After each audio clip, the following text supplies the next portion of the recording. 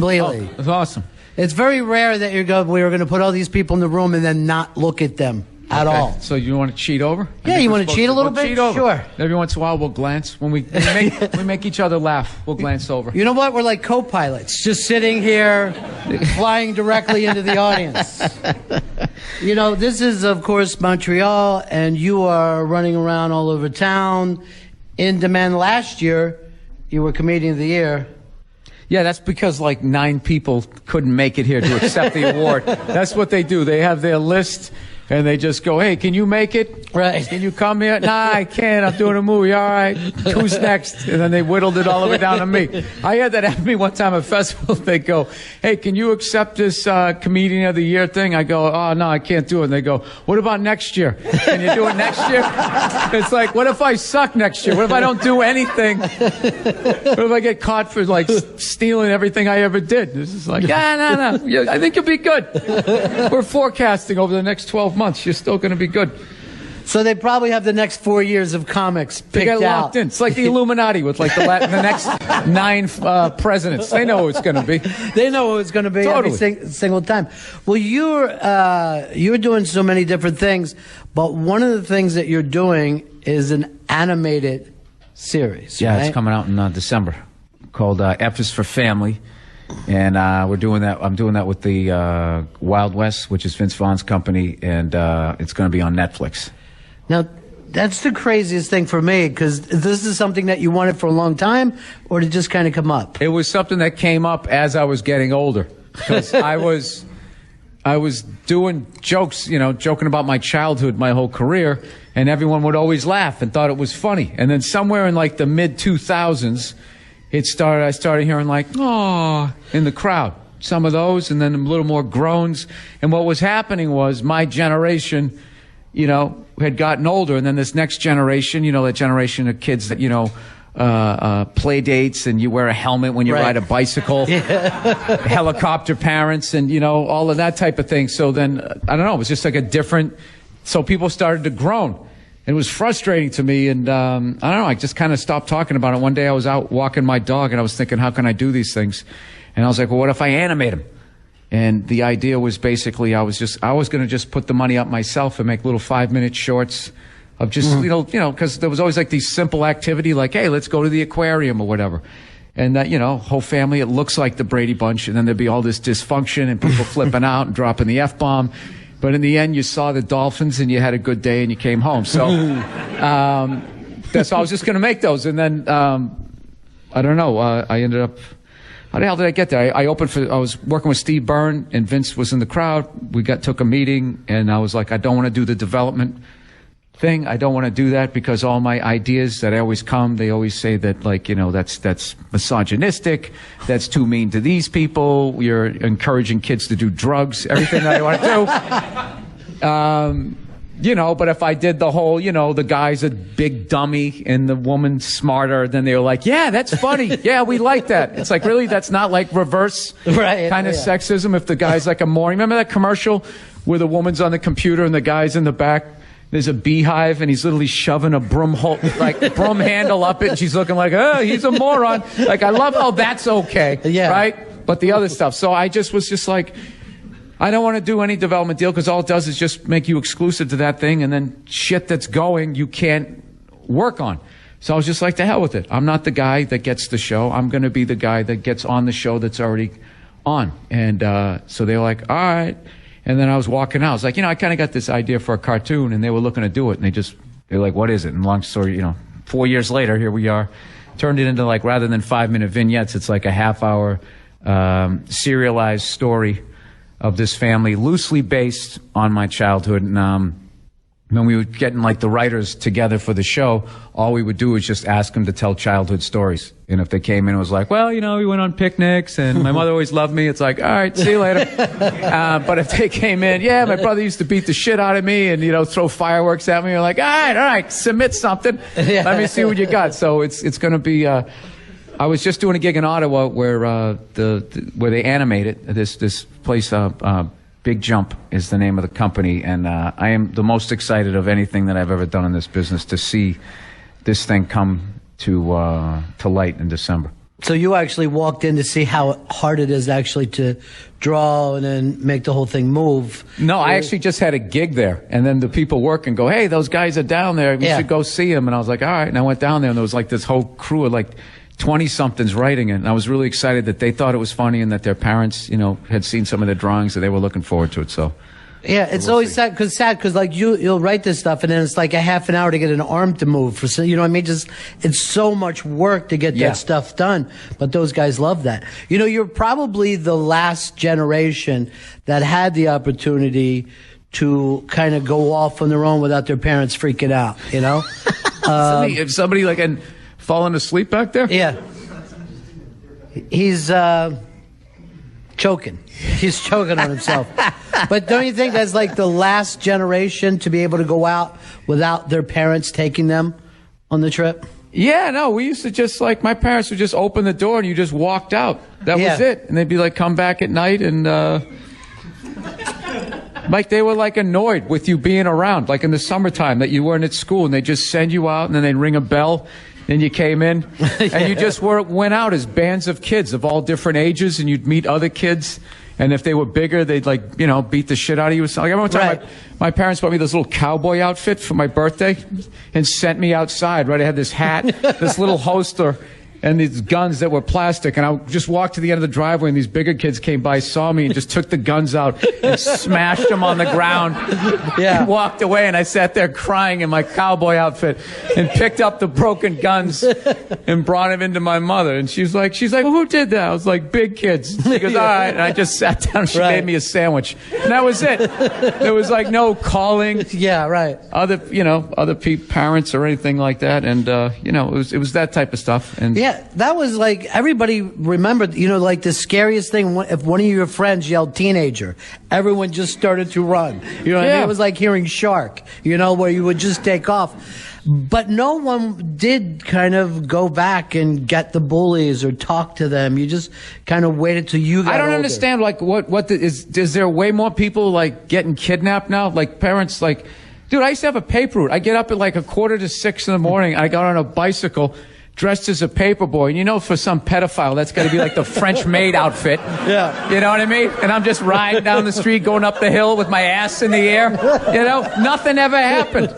Nothing ever happened. And then, like, I've had a job since the 3rd grade. It was great. I always had money.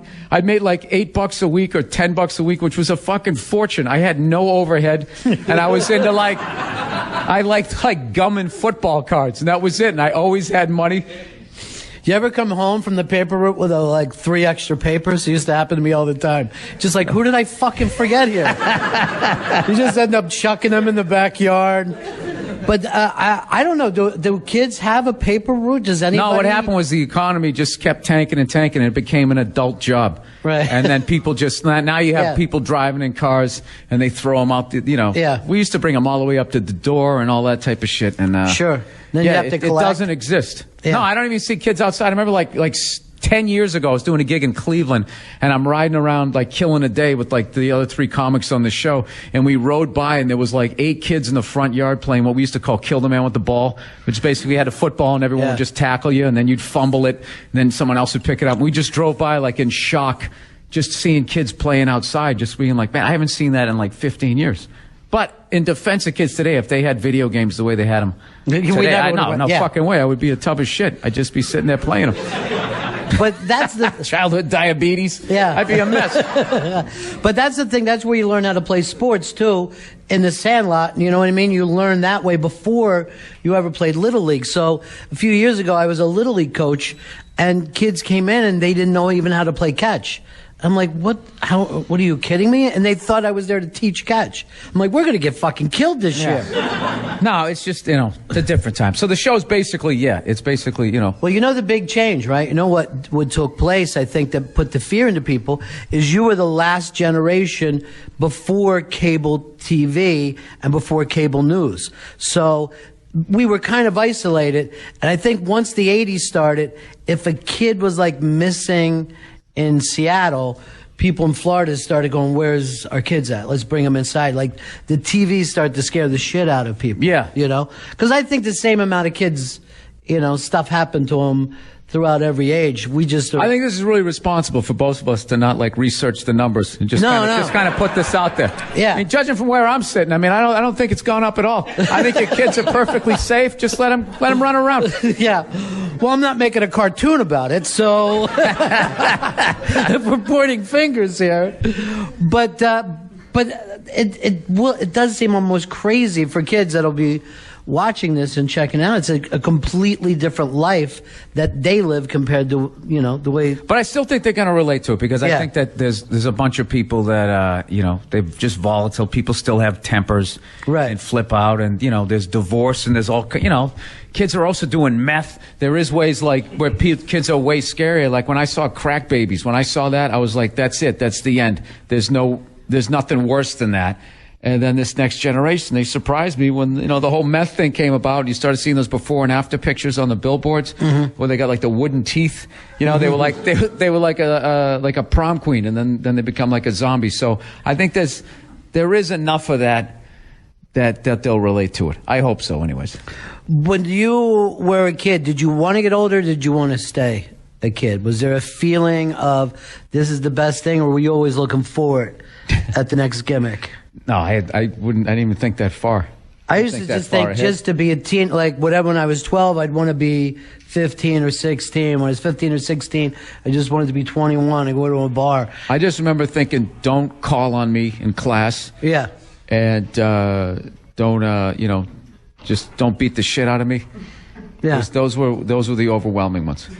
Not a good student, I was until it counted. I did fine until 8th grade, and then when it really mattered, when college, like if college looked at 1 through 8, I would have gone to Harvard. But like 9th grade, I just I don't know. And when I was in 9th grade, I wanted to go to Notre Dame and be a lawyer. By the sophomore year, I was like, maybe I'll get into construction. Do a little roofing or some shit like that. So didn't work out. So, but you don't even know what it was that changed for you. It wasn't like one thing. It was just suddenly you stopped caring about that age, about 9th grade. No, I was just failing miserably, and at that point, I knew there was no turning it around. So I was just like, well, I might as well have a good time. And I always had this belief that it was going to be all right, but they were definitely pumping the fear. You need 2 years of a language. If you don't do this, you're going to be destitute. They were basically selling their thing. So, I did not do well. But I think after doing the podcast and having to read advertising out loud, I do think I have some sort of, there's something wrong with me. Either I'm dumb or I can use one of the millennial excuses of ADD or, I don't know, I almost said Ritalin. What was the other one they take? Not Adderall. No, the fucking, where the words get mixed up. Yeah. There you go. That's not dyslexia, you fucking morons. That's me not remembering the word. That would be Alzheimer's. Jesus Christ. They actually think that you're doing a PSA for it right now. No, it's I not have no idea. Or PAS, if that helps at all. I don't know how to translate those. No, I have a mild form of that shit, and I'm not good at it. Yeah. I'm not good at reading. I can't read. I hate it. It takes me like an hour to read 20 pages. I read very slowly. Everything in there reminds me of something in my life, and I just start going off on these journeys, and something else is continuing to turn the page and read, and like 3 pages will go by, and then I have to go back, and it's just. I love when they make a movie out of a book. I love when they do it. You wait, huh? Yeah, cut out all I don't care, make your own edits. I don't give a shit. One of my big accomplishments in life is I actually read the whole Count of Monte Cristo, which was like a 700-page book, and it took me like 6 months to get through there was this little print. I was just sick of people bringing up classic books, and I had no idea what they were talking about, and so I read a bunch of them, and you know what, and then I don't think I ever heard anybody bring them up again. No. It is really funny because that's the only thing is like when someone would bring up a book like that to you, you're like, oh, I read it in 9th grade. When really it was set for an older person to read. We force it on 9th graders, but no one will ever say, you ever see Jaws? And you're like, oh, I saw it in 9th grade. I don't need to say it again. We'll fucking watch movies a million times in a row. But a book, you're like, I did it 25, 30 years ago. Really don't want to go back there for that. Yeah, I don't think I've ever read one over again. Other than shit that was read to me when I was a kid. And then my nephews and stuff, Green Eggs and Ham. I've read that a couple of times. Where do you see the movie? It's fucking amazing. It's amazing. I'd go see that. It's probably in the next Avenger movie, like they'll fuck it somehow. But see, that's the thing, that they also didn't classify people with those kind of learning disabilities back then either. You know, it was just a matter of, well, you seem like you're going to be a shop major. Like in my school, a lot of us were just, the last 3 or 4 years, we're just making end tables. You know what I mean? Yeah. Just like, and then they would go, you know, there's a lot of people that need end tables. Stay with it. You know, now people get upset if someone seems like they want to do something other than go to college, you know? Yeah, I mean, I think they should teach you about money, and I think they should teach you to hang out with positive people, and just basic stuff like that. But instead of just being like, you know this, learn this, do this, and they get you into this whole like the frustration of like, I don't want to do this and I have to learn this thing is something that you just start thinking like that's what life is going to be, rather than you have all these choices and all this shit to do. I mean, it took me like a 20-year hangover of getting out of public schools to be like, wait, I'm an adult now. I can choose to read something if I want to. The print is big enough. I'll do it. I can indulge in a hobby or something like that. I can do shit that I want to do, and that, you know, you can have a fun job. It doesn't have to be a bad thing, you know? Well, you know, life lessons is, a lot of those things are tough because a lot of those people are academics. You know what I mean? Like those people who teach kids went all the way through school, loved it, and then they come back to teach kids and they're surprised that there's some kids who are going, no, I'd much rather hang out with my friends, or there's an album I want to get, or some movie I'm obsessed with. Maybe there's a way of grabbing Burr-type people and bring them in to talk to those kids, you know? Not a matter of scared straight, but just to say, look, you might have a creative mind. There's something else you can do with it. I just think you need to have money to do something like that. Yeah. It's just like a herd of kids come in. You're just giving them the general, you know, 2 + 2 = 4. Shut the fuck up. You're just trying to get it. Just get them this overall thing. I think it's probably up to the parents. I have no idea. I don't have any kids. Like I said, I don't read.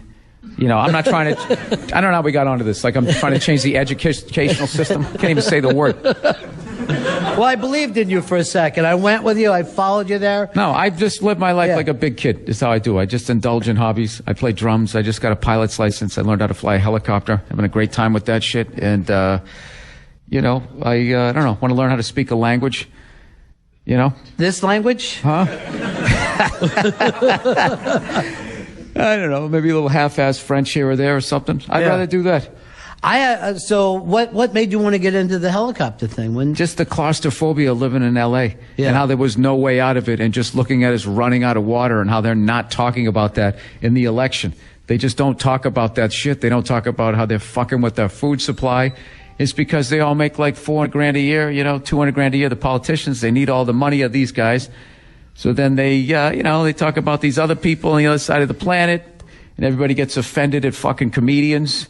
And, you know, they're offended by comedians, but they don't give a fuck somebody's genetically altering the shit they're giving to their kid. It's I don't know. It's just a weird time, and I think this shit is going to hit the fan. Maybe it isn't, but if it does, I can just go up and out of it while everybody murders one another. So along the way, though, it's been a fun thing. I saw my first whale. I flew out to Catalina Island, and I saw a whale come up and out, get a breath of air. It was fucking amazing. It's one of the most unreal privileges you could ever have, to just go around flying over shit. I'll tell you right now, you can't believe what is in the ocean. I am terrified of the ocean as much as people are scared of flying, dude. Fly over the ocean. The shit that you see down, like, what the fuck is that? And then you look over, like 400 yards away, there's like 3 jerk-offs on surfboards, like waiting to catch a wave. And you just want to yell like, right down below. Get out of the water. There's a hell of a lot of it out there, too, when you're flying it over. Like, when somebody's missing in a boat in the ocean, and they're like, we set up planes, you know, to take a look for them. I'm like, no, you're not going to find good luck with that, man. No, I know somebody took a cruise around the world, and the captain said, if you fall overboard, just to let you know, day or night, we've had a 0% success of rescuing you. Because by the time they slow that fucker down, what they do is they throw a life preserver off one side, port and starboard, right? And when it hits the water, it blinks. And then they have to slow the boat around, and then they turn around and try to drive through it to try to find where the fuck you are. And at that point, you know, depending on your level of swimming, what the current is, you're gone. You're just gone. One of the scariest movies I ever saw was that Open Water. Yeah, yeah. And everybody bitched because they didn't get to see somebody getting their leg bit off. Just the imagination of that alone, of just being floating out there, waiting to get eaten, it's the worst thing I've ever seen. So You see that surfer the other day get hit twice? He's out in the water. One shark hits him, another one just comes in and pounds him in the head. This is like a world-class surfer, and he's from Australia. He's down in South Africa, and he's just kicking, and he gets out of it. But you just see, like, well, there was the luckiest man in the world, because that's over. No, and that's going to happen way more, because we've completely fished out the ocean. Like, they're dragging nets so low now, they're pulling shit out of the water, like fish we've never seen on, like, docks and stuff. And so they're running out of food. So if you're going to go in there, it's like when you go to a restaurant, you're like, yeah, let me get the pork chop. They go, all right, we're sold out. You don't say, fuck it, I'm not eating. You just go, all right, give me the chicken. Yeah. So that's what they're doing. They want to eat a seal. It's not there. All right, fuck it. Let's eat a surfer. It's not my first choice. That board's a little tough on the roof of your mouth, but there's a little meat on that bone. I'll take it. So that's where you think the attacks are coming from, just that we're running out of fish because there's so many. Yeah, like that's the dumbest thing about Jaws, when they have it like it's like mad at these people on the boat and like following them. Like, I gotta kill these people. Like, sharks think that shit. They're just out there eating. And if you're gonna be dumb enough to get in the water. Yeah. That's it. Yeah. It's like if you went to a restaurant and dove on the table and laid there until hungry people came by. Because that's exactly where we are now. I don't think it is like that. That's a lot weirder. That's a little cannibalistic. Oh, I was going post-helicopter world while you're flying around. Oh, that's going to be it? Yeah, and I'm stuck with fighting. an apple right in your mouth. I'll be hovering over it. Ah, that's wrong. Ah, God damn it. Make it quick. Make it quick. But do you want your own helicopter, or you... Yeah. Like, you want to just... I don't think you're going to rent one during the apocalypse. I think that'd be a little weird. Can I get a little help with your car? The system's down. It's funny because I see a lot of these people that are worried about the end times, and they get guns and ammo and food, but... That's smart. Yeah. That's what you do. Yeah. Let the morons grow the food and get supplies. People who do that and don't have a gun, all you're doing... You're just gathering provisions for the toughest guy in your block or the guy with the biggest gun. Hey, thanks for all the apples. Blow. That's it. Then he's going to take them. But you'll be flying over that in your helicopter. Yeah, I got, 2.5 hours, 3 hours of fuel, and then what am I going to do? Look for some apple trees. Are you cynical about the future, or are you, are you feeling like we can pull out on this? No, definitely cynical. I think it's just there's everything. I believe the beginning, middle, and end thing. And I just think we're like Quint at the end of Jaws, sliding down the boat, fucking kicking at the mouth. I think it's done. Yeah. It's done. Yeah. It's the way the whole fucking thing's set. The level of murder that you would have to commit to turn this thing around. You know what I mean? To truly change the political system. I mean, you would the amount of throats that you would have to fucking slit just to get your message out there. The Rupert Murdochs, all the way up to people you don't even know who the fuck they are. The real guys. The real guys who fucking, pay the politicians and all of them. All of them you'd have to whack. You'd need military power. The guys who got a shot at doing, I think, would be like those Blackwater guys, if what they say is true. Believe it or not, I'm not a big conspiracy theorist guy, but I just, I'm also not an idiot either. I don't watch, I can't believe they're even going to do another election. That's a joke I'm doing in my act. I'm like, are you really going to go through this again? They just fucking pick somebody. I don't want to I got to sit through these debates again? Like, we got to stress the educational system. The Democrats, it's all their fucking fault and all that. I'm really enjoying Donald Trump, though. I can't tell you that. He is. He's fucking tremendous. He is a lot of fun. He's like a comedian that doesn't give a shit about the crowd, and he's killing. Yeah. He's Dude, just saying that what's-his-face was a hero just because he got caught, that is one of the most epically funny fucking things. Not because it's funny that he's shitting on the guy, just because of the reaction of the crowd of, oh my God, how could you say that? He was tortured. That's what makes it funny. That's what people who aren't comedians. They don't understand that level. of the funny. Yeah, that you just fucking completely offended a whole room full of people. And it's like, yeah, that's why you do it. Just to watch somebody like, why would you say that? That's horrible. Yeah. And they take it like if, but I mean, I guess he kind of fucking means it, but just like he's giving out people's phone numbers like some pissed off 7th grader girl that got broken up with. I mean, I think he's hilarious. And I've been comparing him to, like, you know, he's like that person like the beginning of American Idol who can't sing, and it's like the most entertaining thing. Like, no, don't kick him out. Keep giving him hope. So I hope he keeps going. I hope he keeps trashing people. I hope he I hope he wins just to see him jerk the wheel. You know what I mean? Just to get elected and fuck it all up. You can't have that guy running it. I think you can't. I mean, I don't take it that far. How would you solve the Middle East problem? I'd bomb the hell out of him. Just to see the country roll, you know, just roll. But there are people who are like, finally, someone is saying this shit. And you're like, really? I hate when people do that. Yeah. Well, you're saying finally somebody's at least being honest. But to sit there and like be saying finally and then actually relating and agreeing with what the fuck he's saying. I mean, the guy's like, he sounds like some maniac at a bar. Like his solutions. Yeah. For illegal immigration, I just build a wall and I'd have Mexico pay for it. Oh yeah? How would you go about that? Well, that's the great thing about having no record. You know what I mean? Like he could just say that he could do these things and no one can really go back and check on him and say, no, the guy's hilarious. Like, I can't believe that's what he's worth. These days he's worth like $9 billion. Yeah, every time I went to Atlantic City when I was coming up, he always had a fucking casino that was in bankruptcy. Right. They were getting dimes on the dollar, and I was just sitting there just looking at him, going, if this guy's really running an empire, does he have time to do this reality show to see if, like, Brett Michaels is going to be a better CEO than Cyndi Lauper of this company that doesn't exist? It's like, I don't think he gets. I honestly don't think if you asked him to get me $6,000 in cash, I think it would take him a good 10 days. I just think I think he's just leveraged. Right. He's got a bunch of shiny ties. And he fires people and stuff. I think he's one of the great showmen that I've seen in a while. I think a lot of it is like that P.T. Barnum thing. Yeah, and it's been a long run that he's been doing this too. I mean, he was with the USFL. He's gone back that far. Oh yeah, he goes broke and then like has the nerve to write a book like, you know, The Art of the Deal. Right. It's like, oh yeah, how do you go broke? How do I go bankrupt? It's a dumb cover. He's standing in that office with the fucking I'm successful chair and desk behind him. Finance. Yeah. But is there someone out there that you care about, or you don't allow yourself to get to? I haven't paid enough attention. Yeah.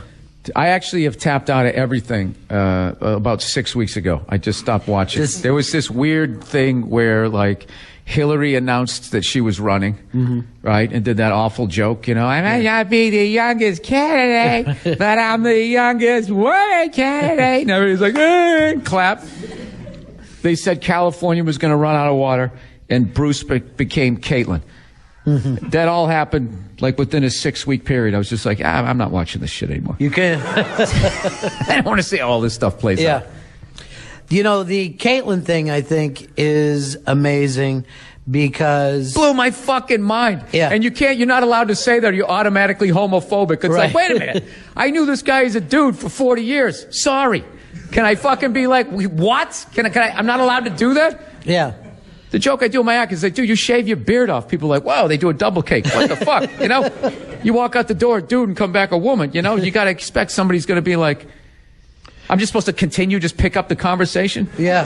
Well, this is, seriously. Yeah, so Caitlyn, as I was saying, you know, the fucking, I mean, you got to give me like a chance. Yeah. I'm not saying it's wrong if that's what he wants to do, absolutely. But you can't expect people not to do like a double take. So, but were you aware, were you old enough when he was the decathlon winner? Do you remember? No, I remember him on Chips. And then he was on the Wheaties box, and then I watched all the highlights, the sports highlights, because there was no ESPN. So if you were a sports fan, anytime there was a sports highlight show, it was fucking unbelievable. And you watched anything. So we watched the whole thing on him winning like the decathlon and all that type of stuff. So I knew him as that. And over the years, Sports Illustrated, I remember him doing this whole article on him. Just what a cool guy he was, and going to one of his many houses. And I remember this description of him walking into this garage, and there was like a Porsche Targa in there, and he kind of ran his finger along, and there was like dust on it. I'm like, this guy's got so many cool cars. He has dust on his Porsche. This guy's the shit. He had the fucking hair. He was the man. The guy was the fucking man. So for all of that, when I was watching him getting the nose job and everything, I was already feeling bad, going, dude, you were a great looking guy. You were the fucking man. You know, I had no idea that was, going on with him. So, I'm happy that if that makes him happy, but I reserve the right. I still get to be like, what the fuck? It's like, dude, I didn't hear you in a monologue for 40 years. Right. You know what I mean? I got that all at once, like a bucket of water. Yeah, that's true. And like, it took him 40 years to accept it and do it, and then everybody in America had to do it over the weekend. Yeah, it's not that I don't accept it. Yeah. It's just that I had to be like, let me fucking, wow, okay. Yeah, it's true, because that entire time, I mean, to win the decathlon, and I think he did it in Montreal, right? Isn't that where it happened? So it was right here 39 years ago. And that is, I mean, it's about the best thing an athlete can do. I mean, if you're in the Olympics, you got all around, you got the 100 meters just to prove that you're the fastest guy on the planet, which is crazy. Well, fastest guy also can throw like a stick. No, but I mean, there's bowling ball and all of that shit. There's two different things you do. The one guy is just the flat out fastest, and then the guy who can do all the sports the best. They should do like a modern day decathlon, like a guy who still knows how to use a record player, right? I mean, a guy who can use dial up and get something to fucking work. I don't know. I'm not a big technology guy. Well, there's always that guy that can roll a joint while he's driving. I think that's the thing that people forget about. That is a skill. Yeah. I saw a guy doing it on a motorcycle, as a matter of fact, and I'm like, there's a guy who fucking, he was just sitting there at the light, and as it's changing, he's still rolling the light. And I've never seen anything like it before or since in my life. Way more impressive than David Blaine to me. I'm like, look at what I just witnessed. Yeah, because David Blaine, it's like, it's a trick. Is it a trick? That was actually no, he's actually a wizard. But for some reason, he's not robbing banks and everything. He still feels the need to put on the makeup and go out and go do that shit. You know, it's funny, that reminds me, I had a buddy of mine I went to high school with, and one time he was riding a motorcycle, and he was so fucking stoned. When he went up to the red light, he forgot to put his feet down for a split second. And by the time he got his feet down, the whole fucking thing was that there's a tipping point on a motorcycle where you're not going to get it back. Right. And he went right over. And this guy had to get out and help him out.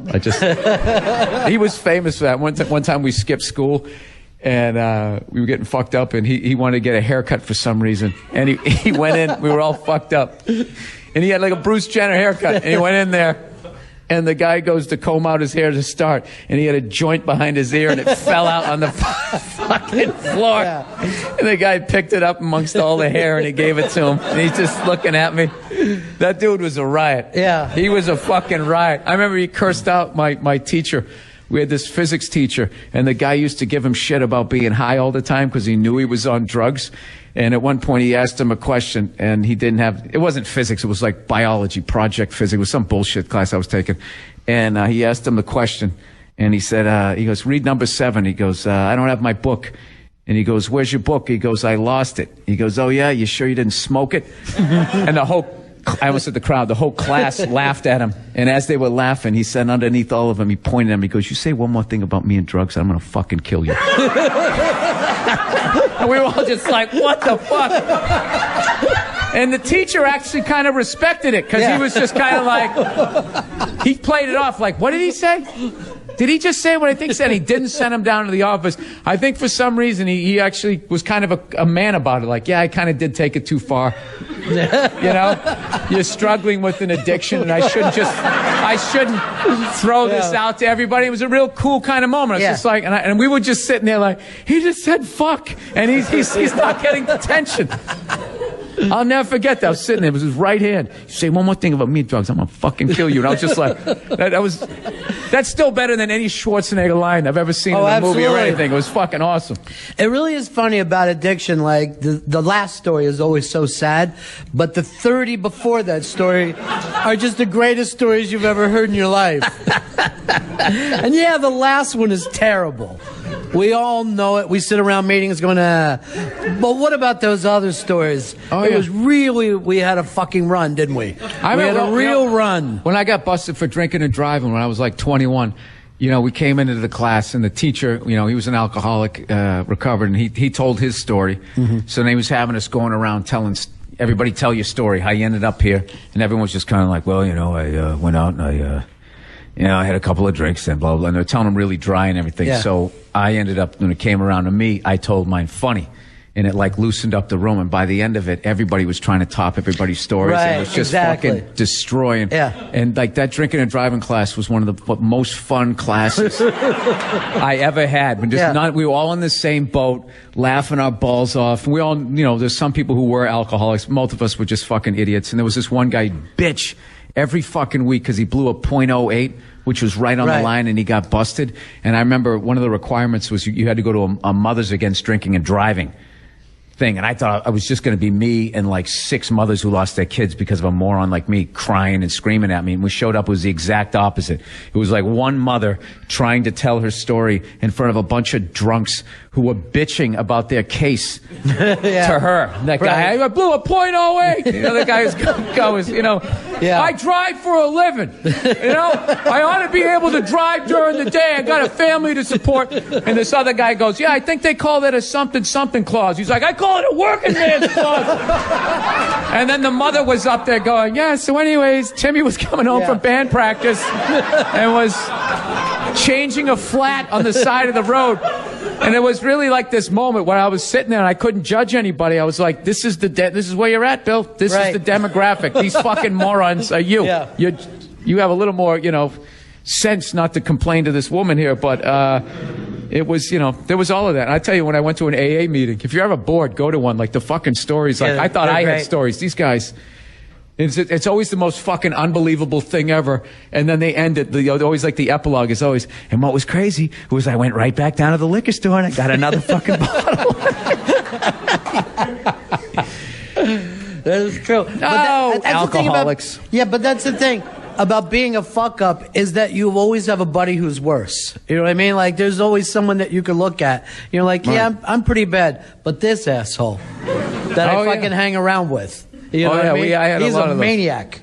We had a kid in our grade lit his elementary school on fire and stood there and watched it until the cops got. One of the funnies, unfortunately, passed away. I have a lot of friends who passed away, but he's what a fucking riot that guy was. One of the funniest guys I ever met in my life, man. But he definitely had some issues. See, I always think that those guys too, like we don't even realize it, particularly those buddies that you had, are as responsible for who you are today as your parents. You know what I mean? Like they mold your personality and your outlook and your philosophy, I think, for the rest of your life. You know? Those guys were some of the guys I grew up with, particularly some of the ones who passed away were some of the funniest guys ever, and they could give a fuck about stand-up comedy, could give a shit about sketch comedy. They, in a lot of ways, were not even trying to be funny. They were just like, they were people who, they thought something and then they did it. Like, I'm like a storyteller. Like, they were the story. Like, they, you know. Exactly. You'd go to McDonald's, the next thing you know, they would be like in a fist. I had a friend of mine, he fucking hated pickles. So, he fucking used to always order cheeseburger, ketchup only. And he was fucking high and he wanted to go in and he was really looking forward to it. And they fucked up and he bit in. It was a big pickle. And he came in, he walked up and he was just like, hey, he goes, I asked for, you know, a cheeseburger, ketchup only, and blah, blah, blah, blah, blah. So the guy goes, all right. And he already had an attitude and he put all this fucking ketchup on it. And I'm just sitting there going like, I would have just been like, oh, this guy's a dick. And I would have wiped it off. And he went up and just walked right. It was like fucking 10 people in line. And he walked up, balled this thing up and threw it. It's like Roger Clemens slammed it in the side of the guy's head. And next thing you know, they were in a full on fist fight this is like pre like fucking YouTube. And I remember just getting in the car afterwards, trying to think what happened. He's got a split lip and his t-shirt's all ripped. He's like, fuck that guy. And then we drove like a half a mile down the road and we went into Wendy's and went in and got a cheeseburger, ketchup only. I'm just looking at it. He went up there and he's ordering and shit and his fucking lip is all messed up. And I just remember thinking like, this guy's like he's a fucking cowboy. He was just born at the wrong goddamn time. And I just remember just thinking, I just felt I was the most boring guy ever because I was too like raised like I would never do that. But I so respected him.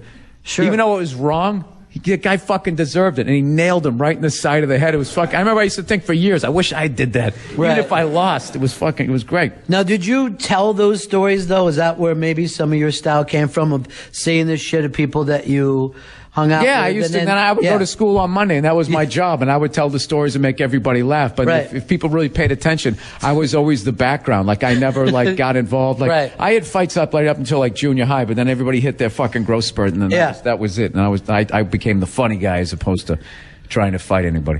But I think that's always, Cassidy was there for Jack Kerouac. All those stories were really somebody else's stories, but Kerouac was able to write them down and tell them in a way that would be funny. And I always think there's a kid in the neighborhood, and that's the kid who has a chance to become a comic, who can sit around and tell the story of a crime that took place, and then make everybody laugh. Absolutely. Absolutely. There is a piece, and that's never discovered but in school, There's never a teacher who said, God, there's this funny motherfucker in the back of the class.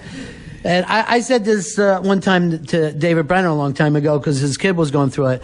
And I'm like, there's never been a chance where you get called into school and they say, your third grader is funny on a 9th grade level right now. We really should do something with that kid. Because Brenner, the reason why I came up, Brenner was really, he'd gotten a call from the teacher and his kid had done something, and he just thought it was the fallout funniest shit he ever heard in his life, He was saying to his kid, how you come up with that shit? That's fucking great.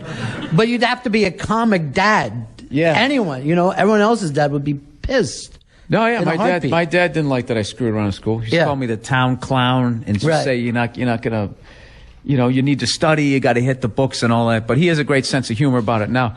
Like whenever I come back, and I do a show and I've sold some tickets or whatever, I always quote, D- in math, because he used to flip out about that. Christ, you got a fucking D- in math. You're going to summer. I had to go to summer school every year. Summer school, another great place for comedians as far as just like funniest fucking people. Right. Funniest people ever. Completely didn't give a fuck. All shop class people like. Yeah. Dude, there's like people with beards in your class and shit. It was just fucking, they were just a whole other level. Yeah. Funny and lack of respect for the teacher. It was just well, summer school was great too because you get to weed out a lot of the people who aren't really going to be fun. You know what I mean? So they're gone. Yeah, there was no nerds. It was all people who it was bad. I was lucky I didn't end up doing drugs because it was like smoking weed and that type of shit, and I just always stayed away from that stuff, fortunately. Yeah. Oh, you didn't? Yeah. I was in. Oh early. Yeah, I made a reference to an 8-ball before. Before we came out here, and you freaked out, saying you're this close to going to get one. Yeah, right. That's all I got to do is hear it in a room. I'm going, really? 8-ball? Well, it's only been a couple decades, but let's go. Let's just fucking take off. But you never had that itch, huh? That never bothered you.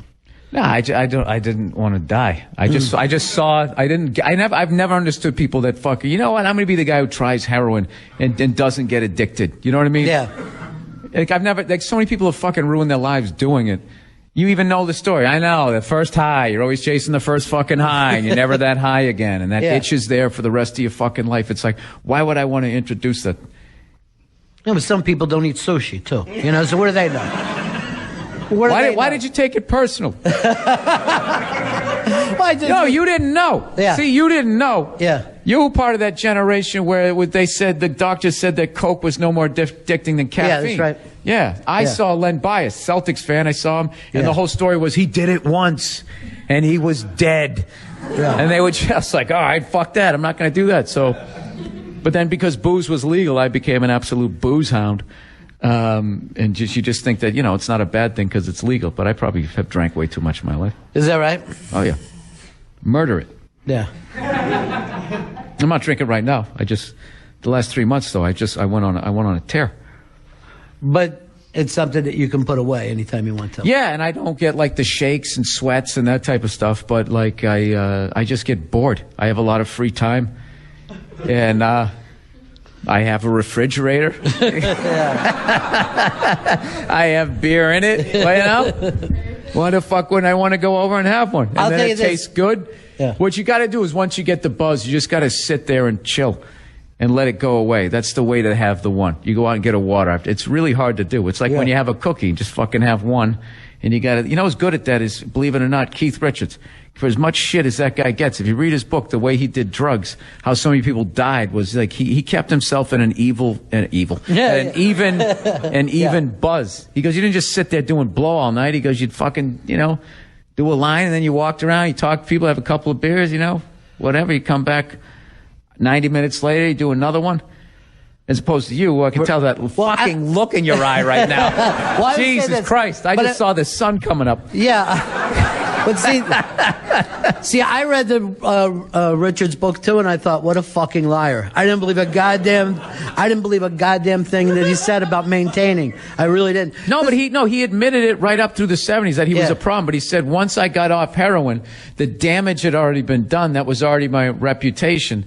But he said basically from the 80s on, I mean, he's drank, but he hasn't done anything. The guy's been fucking basically drug free as far as illegal drugs for like 35 fucking years, hasn't he? Yeah, I wonder. I do. I wonder. I have no idea. I think he gives guys like you hope, though. The fact that he's still going around, so you don't want him to be like seriously when I yoga and shit. No, he's my Joe DiMaggio. When I just say him, I go that many in a row. You know what I mean? 56. But that's funny because I look at drinkers like that. I hate when I love that love seeing people in their 50s that still fucking get shit faced. Yeah, it makes me feel good. Yeah, to see that. You know what I mean? I hate seeing like I don't know. It's like seeing like an old ball player have to retire. Like, I don't do that anymore. I just fucking drinking juices and stuff. Isn't that always the worst thing of that guy that you saw like that when you were a kid and he was athletic and partying, and then you see him, at an old timers game and he needs to be helped up. You know what I mean? Like, oh shit. So that's where it goes. But you were bringing up, you saying you got a lot of free time. Do you have as much free time as you used to? Because you got a lot of projects going, man. I thought I was being smart doing the cartoon thing because I was like, I just walk in with a baseball hat, no hair, no makeup, no fucking wardrobe. I can just knock these out and I'll be done. I didn't realize how much work it was going to be, but it's been fun. But there's, you forget that if you're going to do a cartoon, after you write it and record it, that's like, all right, what do these people look like? And you're like, oh shit. And then they just start drawing people, and you have to, with every character, be like, no, the eyes are to this, or make the ears here. His shoulders are to this. It was really slow at first, and I have major fucking ADD, so that part was frustrating. But now we're at a fun part where we know what it looks like, we know the vibe of the show, and we're just tightening it all up. So you know what these characters look like, but you still don't have any episodes done? I mean, no, we have them done. I'm just saying that the amount of work that it was, and I did that Seinfeld Comedians in Cars right as we were starting to do it, and I was sitting there going like, yeah, dude, all I have to do is do this, this, and this, and he just started laughing because he did that B movie, and he was just like, oh no, dude, he goes, you're going to be there all fucking day. Yeah. But it's still been fun. Well, you done voiceover before on the games and shit, like video games, right? Yeah, Grand Theft And that Auto. when you come in and you do stuff, and you're but that's you're in and out. You're just a hired gun. Yeah, hired gun. Because you got nothing to do with it. But when it's yours and you're thinking about shaping, it's like those South Park guys haven't seen the sun in like 20 years, and everybody just thinks they're a couple of they're crazy, blah blah blah. Those guys bust their ass to get that. No, they've been. That's the best social commentary for 20 years going, and I think people just take it for granted. Myself included, and there's all these channels and all this shit to do, and then I always, if I catch an episode, it's always ridiculously topical. They hit it from every angle, and they always land it. And I'm at least 3-4 times I laugh out loud every episode, and I don't laugh. It's just being a comic. It takes a lot. Well, a lot of their shit. If you fell out of that chair right now, I would die laughing. Like that's what happened. Like that's what has to happen. Yeah, it would take something like horrific. A clever quip isn't going to get me at this point. But those guys too, you'll see them, and I don't know how they do this with animation, but there'll be references to shit that happened like 4 I think days it's the style of their animation, which initially people were laughing at because it was so cheap and inexpensive. But what's great is the turnaround is real quick, so they can just be talking about like Bruce becomes Caitlin, and then I swear to God, it seems like 3 weeks later they have an episode that deals with all different sides of that. Yeah, you haven't gotten over that yet, have you? What's that? Bruce becomes Caitlin. Still No, struggling. I have fun with it with my wife because she's one of those big ones that goes like she, Yeah, right. Caitlin, Yeah. Caitlin. Yeah. So I just walk around the house going, yeah, I think it's cool that he's a woman. I just do that on purpose. Or just start debates going, well, he still has his dick, so what the figure? Yeah. Again, yeah, he didn't make the full run. But it's all how you identify. See, another thing too is you should be allowed to be ignorant of it and not just be branded homophobic. So what I've learned is it's what you identify with. I will tell you what's funny though is I heard there's some jail systems they're gonna put transgender people with the sex that they identify with.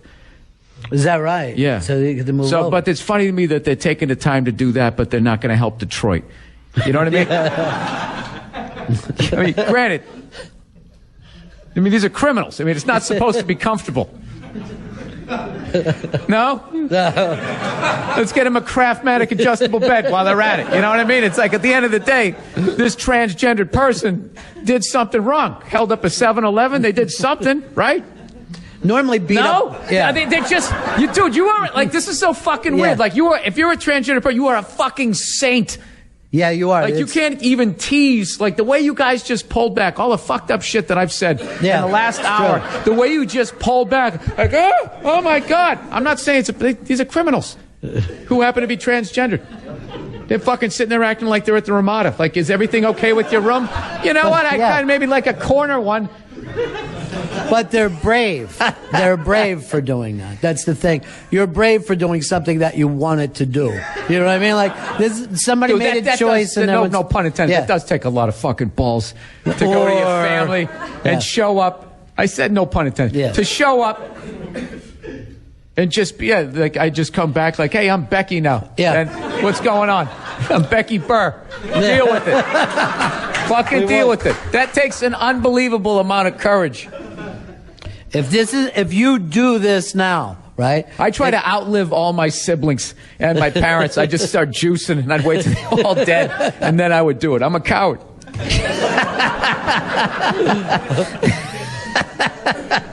Well, Bruce waited till his dad was gone and his mom couldn't do anything about it before he put under. Was he 60 or she 65? She. And now we're all supposed to say that she's gorgeous too, which we don't say about any other 65-year-old woman, but we have to about Caitlin, If you just brought out a woman now that was 65, everybody wouldn't be going, she looks fantastic. He should have done it when he was still young. At the Olympics. And now 65. we're all supposed to say that she's gorgeous too, which we don't say about any other 65-year-old woman, but we have to about Caitlin, If you just brought out a woman now that was 65, everybody wouldn't be going, she looks fantastic. He should have done it when he was still young, At the Olympics. Yeah. So then he could have been. Now he's, oh my God. Yeah. Just his choices. Right. Just as a guy, it's bad enough at 65, but if you got a gold medal, you know what I mean? There's always going to be some girl to pretend to be interested in you. Sure. Guys, don't work like that. He's going to find that out. She's going to find that out. Oh, God, yeah. Well, I guess, though, but you have moved over, and your acceptance, you're willing to accept now, and I don't know whether you've been there years ago, so it's working, I guess. Yeah, I don't care. I honestly don't give a shit what people do. Yeah. As long as you're not hurting anybody. No, I didn't always feel that way, because I grew up in Massachusetts. Right outside of Boston. So I was like, I always knew that, some of the information was fucked up, but you have to undo, like, if you grow up, like, the Boston has a bad reputation for being racist. What I found on the road is just basically you get outside of any major city, you get 10, 15 miles out, it gets fucked up. And I think a lot of people in the city still think fucked up shit, they just know enough not to say it. So that's kind of what makes a lot of people metropolitan, is that they know not to say some of the shit, but they still think it. But I think through your 20s you work it out, and because your first 20 years of your life, you were fed the dumb shit. Right. And in your 20s, you hopefully get a wide variety of friends. So then you get frames of references. Well, so-and-so's not like that. This person's not like that. Then you work your way out of it. So I will be forgiving of people somewhere around 35. Like if you haven't started to come out of that and you still think shit like that, then that's pretty generous, 35. I'd say like about 31, 32. And if you still, then I feel like that's how you're going to be, and your depressing. I find those people depressing. Well, but here's the deal. No one ever brings this up. You know, we talk about acceptance, but you're willing to accept racists when they're young and dumb and were just raised that way and don't know any better, which was most, I mean, I know my... When I was growing up, like macaroni and cheese was a main dish. We used to have it with toast. I didn't know that was a side dish. Right. So while that's going on, if someone's going, let me tell you about these Jews, you know, it's like you got a lot of shit. You got to fucking, yeah, right. You got to work out. Not saying that second part happened, but I'm just saying. But no, that's really, really true, and it does take time. It does take time before you can grab those concepts and say, I'm going to really think about them for a while, because I had 17 years of being in this neighborhood. You know? Yeah, and your parents are your heroes and the people you grow up with, and if they do that shit, then The adults in my neighborhood, and this would be insane today, but they used to say to us, you got to hold the neighborhood. It's up to you kids. You got to hold it. I'm like, I don't know what the fuck we're even talking about. But they were always worried about people moving in, you know, because we lost Chester. You know what I mean? It was always the thing that came up. So they laid that on you. And then it took for years for me to go, what the fuck were they, why were they so fucking locked into this? You know? But it doesn't happen overnight. Hey, the new special that you got coming out, is that done now, or is this something? No, I just had one come out in December. Yeah. Oh, you don't have another one coming out by the time we're doing this? No. When is this coming out? This is coming out the same time as your animated. I didn't know that. Yeah. I wonder why you kept asking me about it. I kept thinking it's like 4 months away. Yeah. Well, I was told to ask you about it. Well, that fucking jerk off in the back wasn't enjoying it. So he got to you, though. If the one person is not happening, you can't take it. I just think that the snoring thing's a hacky way of heckling. I would have appreciated more if you yelled something out. Yeah. You know what I mean? Yeah. I think he was actually snoring, though. He was been fucking partying pretty hard. Oh. Or maybe I was actually that boring. I don't know. I know you got stuff to do. You got shows tonight, though. Yes, I do. But I appreciate. But I do a special every other year. So I did a special last year. This is the fun year where I get to fuck around and do anything I want, hacky as shit ever, to something I'm really trying to work on. And then next year I take out all the shit that I'd be embarrassed for other comedians to see. And hopefully I still have 60 minutes left, and then I film a special. But this year you're not even thinking about it. You're just writing jokes on your own, something that you laugh. Yeah. Just having fun and just seeing where it's going to go. Bill Burr, one of the best, my friend. All right, thank you for having me. Thank you, guys. Bill Burr, thank you, buddy. Always fun. Very good.